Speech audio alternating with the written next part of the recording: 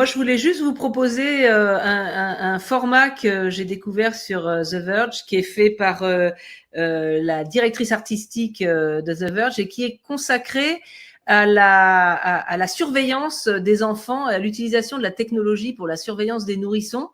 Alors le sujet peut paraître un peu iconoclaste, mais alors d'abord la forme, c'est un roman graphique en ligne, donc c'est toujours intéressant et on sait que la BD, il y a des formats un peu divers pour exprimer la BD, notamment les webtoons qui sont très adaptés au manga, mais là c'est vraiment le roman graphique qui est adapté en ligne.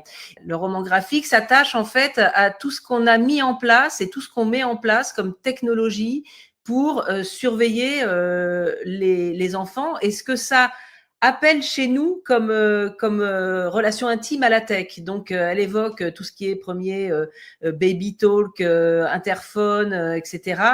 Et puis l'installation d'une caméra au-dessus du berceau. Et puis l'installation d'une nanny cam pour voir ce qui se passe quand elle travaille et que chez elle c'est la nourrice qui garde. Et finalement, qu'est-ce que ça visite, qu'est-ce que ça vient activer dans notre pensée, une phase où on a peur que notre enfant meure, on veut le garder en vie, une part où on a un certain plaisir par rapport notamment aux apps qui disent voilà, il a pris tant de grammes, il a fait un beau pipi, etc. Et finalement, qu'est-ce que ça vient convoquer chez nous, cette tech qui vient se mettre dans l'intime. Donc, je vous incite vraiment à découvrir ça sur le site de The Verge. C'est super, et avec des questions qui se sont déjà posées, hein. Malheureusement, il y a eu de la piraterie sur tous les systèmes Mm. de garde d'enfants, avec des hackers qui ont pris le contrôle. Donc les parents se sont mis à paniquer parce qu'en fait tout le monde pouvait savoir ce qui se passait.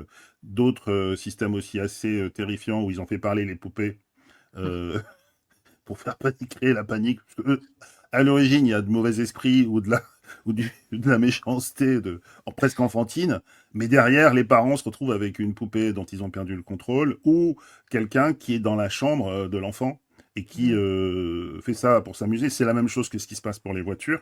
À partir du moment où un hacker prend le contrôle d'une voiture, c'est plus drôle du tout de savoir que tu es enfermé dans une caisse et que tu peux plus contrôler où tu vas.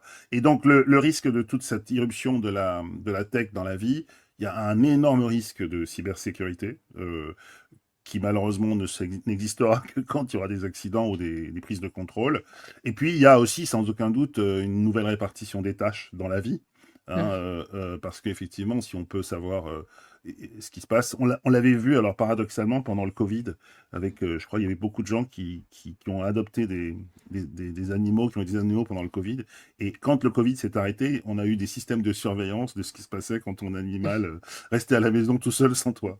Mais j'ai toujours peur, moi, de l'aspect sécurité. Autant je suis assez open Non, mais sur toute la ça vient création. vraiment chercher l'anxiété que ça vient éteindre, la technologie, en fait. L'anxiété existentielle que ça vient éteindre, Mm, ou endormir ou anesthésier. Donc, voilà.